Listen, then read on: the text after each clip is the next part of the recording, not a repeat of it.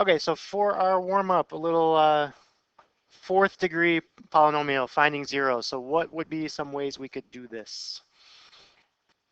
Factoring is an option, and graphing, right? Those are probably the two big ones. So here's my issue. I think if some of you guys graphed it, which is what I would have probably done, I got something like that, right? For the graph. So can we pick some of the zeros out of the graph? Yeah, there's a few up there, right? I see -2 is a zero. So we used y in the equation, so even though they're really x values, let's just stick with solving the equation. Y equals -2 would be an answer. Y equals 0 would be an answer. And y equals 9 would be an answer from the graph. Okay, so it seems like there's an issue there, though, because this is a fourth degree, and we only have 3 zeros. Okay, so what happened? Okay. Okay, could there be an imaginary one? That's a possibility. But actually, as we'll see in the next section, imaginary ones always come in pairs. So there would have to be 2 imaginaries. Okay, and we haven't covered that yet, so that's fine, but it's actually not an imaginary. There's something else going on. Okay, did anyone try to factor the original thing? Okay, so if we took the y to the fourth minus 7y cubed minus 18y squared, if we factored it, what would we get? Or what would be a first piece?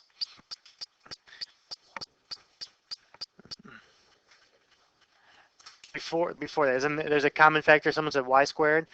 Okay, so bring out the GCF, y squared. Okay, if you bring out the y squared, right, always look for a common factor first. So we would get that. And then what is y squared if you want to break it down all the way? Isn't it just y times y? If we factor it all the way. And then this piece is also factorable. We've done a lot of those. That's what times what? Y minus 9, y plus 2. Okay, so hopefully we can see our zeros come from here. This one will give me the y equals 9, 0. This one will give me the y equals -2, 0 that we got up here, right? And now there's 2 y factors there, isn't there? So really 0 is like showing up twice, right? So because there's 2 factors that get you 0. So that's that term where we say multiplicity. Okay, so the zeros would be -2, +9, and then 0, and you could write it has a multiplicity or it shows up twice. Okay, because there was 2 factors that got it. So there really are like 4 zeros because one of them shows up twice.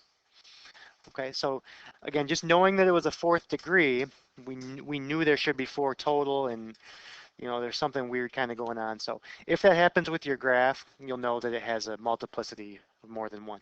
And the other quick way to check, another thing we'll probably see a little bit later, when it actually touched 0, it just kind of came up and just like nicked 0 and then went right back down. Okay, while the other 2 zeros actually like crossed through the axis and went all the way through. So if that ever happens, it's going to be an even multiplicity of either 2 or 4. Sometimes they're even higher degrees than that. But okay, a little more on that later. So that's that. Okay, any questions on that? Okay, so let's move forward. Let's get into the end of 2.4 here, where we kind of put everything together that we've been doing, where we actually find all of the possible zeros, and eventually we'll find all of the real zeros. But this first thing is kind of just a weird little process that will help us get a list together. There's a theorem in the book, I think it's called the rational root theorem, and this will just kind of get us a list. So let's talk about that, and I want to do it with an example.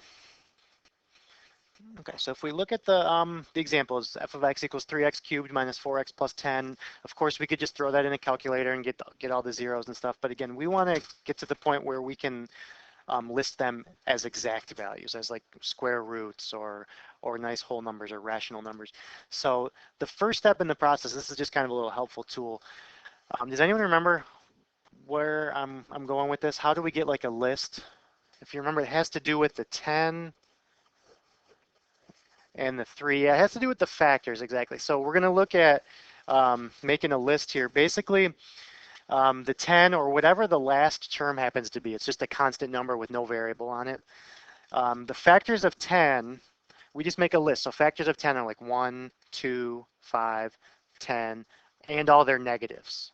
So we write those as with like plus or minus. It could be positive 1 or negative 1, positive 1 or negative 2, okay, plus or minus 5, and plus or minus 10. So those came from the constant term, the 10. So those go in like the numerator of a fraction, and then the factors of the 3, or whatever the leading coefficient happens to be in your problem, whichever one has the biggest exponent on x, that coefficient, the leading coefficient, those factors are luckily just 1 and 3, so there's not too many in there. And of course, they could be negative 1 and negative 3 as well. So this gives us like a big fraction, and what we do is we turn that into a list by just kind of listing out all possible options, which are basically start out by just taking the 1 over 1, which is just 1, and then I take the 1 over 3, which is 1/3, and I just want to try and get everything in this list here. And then I can move on to the next thing in the numerator, the 2 over 1, okay, and then the 2 over 3. So I'm just kind of making a big list of everything here. And then I do it with the 5, and the 5 over 3, and then we do it with the 10, and the 10 over 3. And we get this big list of options here. Okay, and again, I think this method is kind of a little old-fashioned, but what they used to have to do back in the old days was, like, you didn't have a graphing calculator, imagine, and you just had this equation. So what this does at least is it gives you some options to at least try, and you could like start plugging those in for x and see if it equals 0 or not. And then if you get one that works, you're like, great, I got one. Then what you could do is once you know one of them, you get a factor from that, and you can divide that factor out and turn the original problem into a quadratic and use the quadratic formula. So that's kind of the deal. We're going to still use our calculator to help us. So what we would do in this problem, we would go and graph the thing, and we would look at the graph and see, does it look like any of those things that we just found, does it look like any of those actually are zeros? Because again, this list doesn't tell us the zeros. It just says, if there is a rational one, it will be one of those numbers. So again, it's not the best theorem, but it does some things for us. And if you guys took a second and graph that, I'm not going to do this one, but I think you would actually see that none of those actually are zeros. Okay, but there is one real zero from the graph, but I think it's an irrational number. So this theorem wouldn't even help us with this problem. But let's do one where it does. Okay, I just wanted to give you a chance to see one. So let me give you one where it actually does help, and then we'll go through the full process. Okay, and we'll find them all. So let's look at this one real quick. Let's you guys start out, take a second and do what we kind of just did, and then we'll finish the process by actually finding the real roots. But get yourself a little list, and then I would take a look at the graph and see if any of those really seem to be solutions or not. Okay, so let's set up that little process here. Again, it's just the last term, so its factors. So with 2, that's kind of nice. There's only a couple. Positive negative 1, positive negative 2. And then we just need to use the leading coefficient. So the 6, that has a few things. So what do we use for 6? So 1, 2 goes into 6, 3, and 6. Okay, of course I'm running out of space. And then we just make a list of those. Okay, so our options are, we could do 1 over 1, which is 1. I could do 1 over 2, which is 1/2. 1 over 3. 1 over 6. So I'm just kind of working my way down the denominator there. And then do the same thing with the numerator of 2. So 2 over 1. Okay. And then when we get to 2 over 2, we kind of already have that one. 2 over 2 is really just 1. That was the first one, so you don't really have to write that again. And then 2 over 3, so 2/3. And then 2 over 6, we already have the 1/3 in our list, so I wouldn't write that again. So this is the possible rational roots. If there is one, it's in this list. So we could then go to our graph and see, are any of those actually zeros or not, or roots? Okay, so let's look at the graph, and we'll check it out. Let's see if we have anything. So let's see. So there's my graph.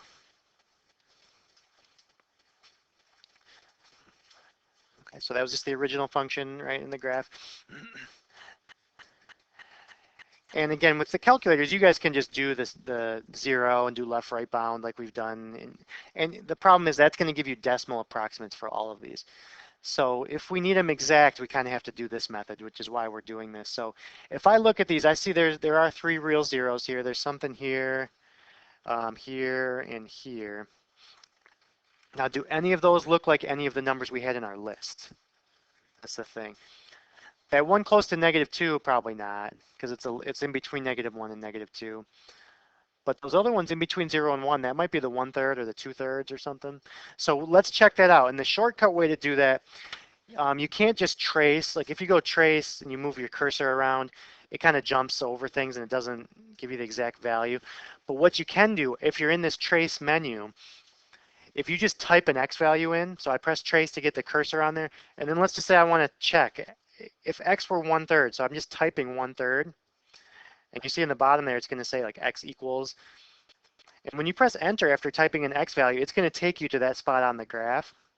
So when x was 1/3, I see the y is not 0, it's close, so the 1/3 was not the 0, but maybe the other one is 2/3 or something. That was in our list too, right? So if I type in 2/3, just type another x value. So when I type 2/3, I see, oh great, the y value is 0 there. So that was the farthest one to the right, so positive 2/3. So to type it in, as long as you're in the trace screen, the trace menu, you can just type a number in like at any time. So you're in trace, I could type in like 5, and it'll tell me what the y value is at 5. So it does it for any x value you want. And then just type a new number. And when you press enter, so 2/3 was a 0, so that's good. Okay, we got one of them. The other 2 are probably irrational numbers. They're like crazy decimals. So they were not in our list, but we're going to find them exactly now with our process.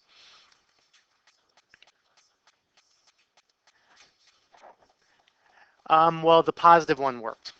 Okay, but it could have been -2/3, but that one just didn't work for this example. Okay, so we know that x equals 2/3 is a 0.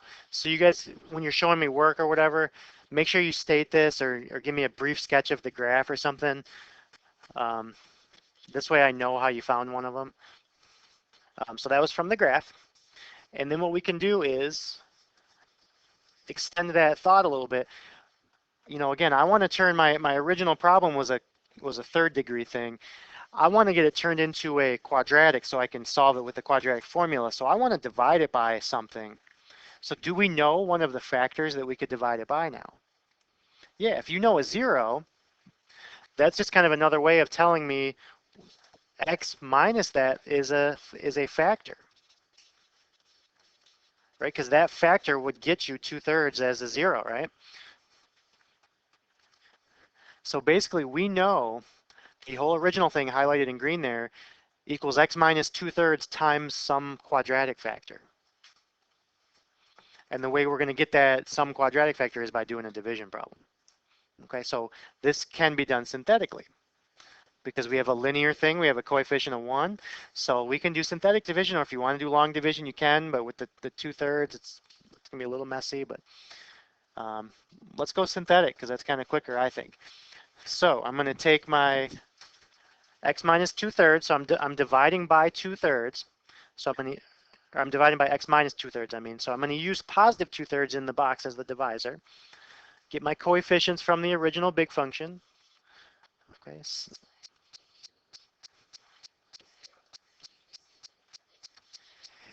Yes. Yep, because what I know right now, let's just say this, let me just give this a name. Let's say that's f of x, right? So we know that f of x, we know one of the factors from the 0, right? I know it's x minus 2/3 times some other factor. And the way I'm going to get this other factor is doing synthetic division. I'm going to take the big f of x, divide by the factor. That's what we're setting up synthetically right here, right? And then the answer to this division problem is going to be the other factor. Okay? And it's going to be a quadratic, and we have a magic formula that solves quadratics. So we'll be all set. Okay, so let's do our synthetic. Let's bring the 6 down. All right, we multiply that by 2/3. Okay, good. Remember, just do 6 times the numerator. 6 times 2 is 12, and then divide by 3. Okay, so then we can add the 5 and the 4. 9 times the 2 is 18, divided by 3 is 6. Negative 9 plus 6 give me negative 3. Negative 3 times 2 is negative 6, divided by 3, negative 2. And we better get a 0 here, okay, because we knew that x minus 2/3 was a factor. So that means the remainder has to be 0. If that's not 0, something went wrong in your arithmetic, okay? So that is our answer to our division problem. So those are the coefficients of my quadratic. So I know, again, that's going to be x squared plus x. So this is the other factor right there. And that can be solved with the quadratic formula, and we'll get our other zeros exact, and we will be very happy because we're done with the problem. Yeah, they're long problems, yeah. So let's do the quadratic formula. Okay, because again, what we just found was that the one factor was x minus 2/3, and we figured out the other factor was this 6x squared plus 9x minus 3. So solving that, now sometimes that's factorable or there's methods to solve it, but sometimes you do have to go quadratic formula. And looking at those numbers, I'm probably going to want to do quadratic formula. And it's a good review. So let's take a look. So the solutions to that would be x equals the opposite of b, right? Plus and minus big square root, b squared minus 4ac, right? All over 2a. And we want to be able to simplify these and reduce these all the way. A lot of you guys will be taking ACT in a few months here, and it's a multiple choice test, and you need to make sure everything is reduced all the way, because otherwise you're not going to see your answer, even though you may have done the problem right. So make sure we know how to reduce these all the way. So let's go through that. So negative 9. All right, under the square root, what is it? 153. Okay, so 81 minus whatever those multiply to be, which is a negative number. So turns out to be a 153 under there from all of this stuff. Okay, and then a 12 in the denominator. Okay, now here's where I'm saying make sure you can reduce that, because I mean that number, that's exact, that's fine. But if there's a way to simplify that radical and reduce things, you want to do that. So when we reduce radicals, we want to find something that's a perfect square that goes into 153. Okay, so perfect squares, you want to try 4, 9, 16. Okay, so what's a perfect square that goes into it? 9 times what? 17. Okay, exactly. So this is, I know that this is the biggest one because the 17 doesn't have anything else that's a perfect square. Doesn't have any factors at all, actually. So yeah, this is really 3 root 17. So we do want to reduce the 153 to that. Really 3 times root 17. And then it still looks like there's one more little bit of reducing. All those coefficients are divisible by 3, okay? So I want to divide the coefficients. Don't divide under the radical, just divide the coefficients by 3, and you should get negative 3 plus or minus 1 root 17 all over 4. And that's how it's going to look if it's a multiple choice problem. Okay? And those are your other zeros. So we had the negative or the positive 2/3 from the very beginning, and then here's your other two. Nice and exact. Okay.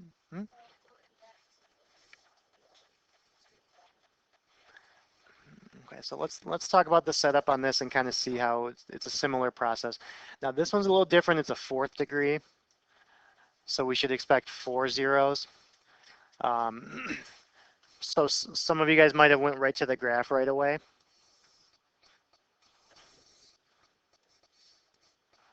Okay, and anyone that graphed it can kind of tell me where the zeros were at. Anybody graph it yet?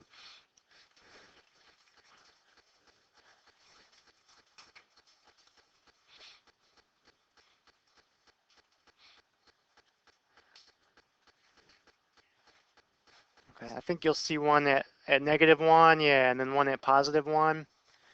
And then there's two other ones that are kind of in between 1 and 2, and then in between -1 and -2. And the graph's like some like W kind of thing, right? Something like that or whatever. Okay, so we do have two for sure nice rational exact zeros. There's one at -1, and there's one at +1. Okay, now those other two, if you use your calculator, you'll see they're like decimals, like 1.7 something, but they're not nice exact rational numbers. They're irrational numbers.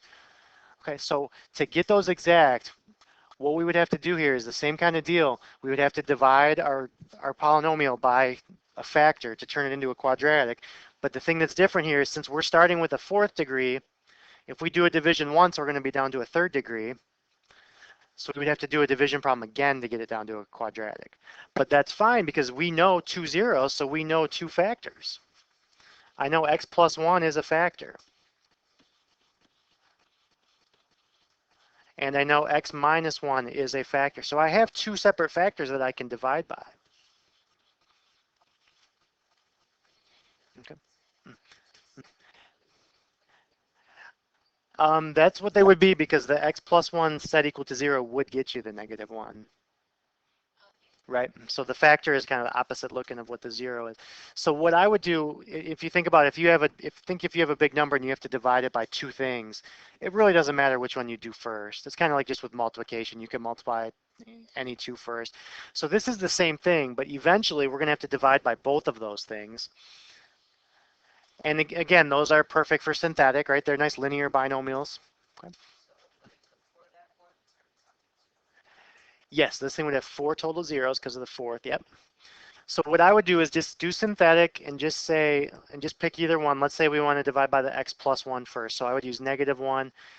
And I would do it synthetically. Again, use your coefficients, or it's 1x to the 4th. I can't just skip over x to the 3rd, right? So I need a 0 in there for my x to the 3rd. I have a -4 for my x squared. And there would be a 0 for the regular x. So you do need to insert those at some problems. And you could go through and we'll do it synthetically, right? So 1 times the -1 is -1. We'll add those. Multiply. -4 plus 1 should be -3. Multiply that by the -1, we get 3. Add to get 3. 3 times -1. And again, you always get your 0 remainder doing these, otherwise something went wrong. Okay, so that now is a cubic function because we took our 4th degree and divided it by a linear. But we still don't know how to solve a cubic without dividing it again. So luckily we have this other factor here that we can divide by. So you would just do synthetic one more time. Okay, and I've even seen some people do it like right in the same kind of setup. Like they would just put the 1 here and use the coefficients again. And just to be safe, I might want to just skip a line because remember, this is just a remainder. That's not one of the coefficients. So to do the next division, I would just use a +1 with the same coefficients we have up here. And then that would turn you into a quadratic equation, which you can solve. Okay. So again, bring the 1 down, multiply by 1, add to get 0. 0 times anything is 0. -3 there. -3 times 1. And again, our remainder was 0 again, which it should be, because we know it was a 0. So my first step in the red synthetic division was when I was dividing by this term. The green one was dividing by, yeah, because we had 2 zeros from the beginning to use. So I just used 1 first, and then I used the 1 after that. Okay. And this thing actually is now a quadratic. And here's my coefficients. It's x squared. There's like a 0x in the middle and a -3. Okay, and that one's actually a lot easier to solve if you think about it. Just x squared -3 equals 0. Here's one where we don't have to use the quadratic formula, really. We can just add the 3 and take square roots. So the exact answers would be a positive and negative square root of 3. Okay, and that's like your 1.70, whatever, the 1.7128 or whatever it is that your graph showed you at the beginning. That came from this last quadratic term, finding the zeros of it. Okay, so what we did originally, we had the original equation, right? So whatever the original equation was, let's say that was f of x. We knew from the graph that x plus 1 and x minus 1 were factors of it from the very beginning, right? And then there was this other factor that we needed to find. So we kind of synthetically divided by this one and found that the other factor was x squared minus 3. That was after doing synthetic twice. And then all I did to finish it was just set that factor equal to 0 up here and just solved it by adding 3 and then doing square roots. So we got nice exact answers. And you can verify the original graph went through those two x values also.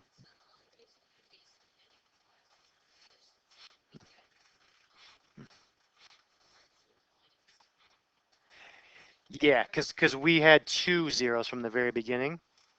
And because the original thing was a 4th degree. So to get that down to a quadratic, you'd have to do it twice. Okay.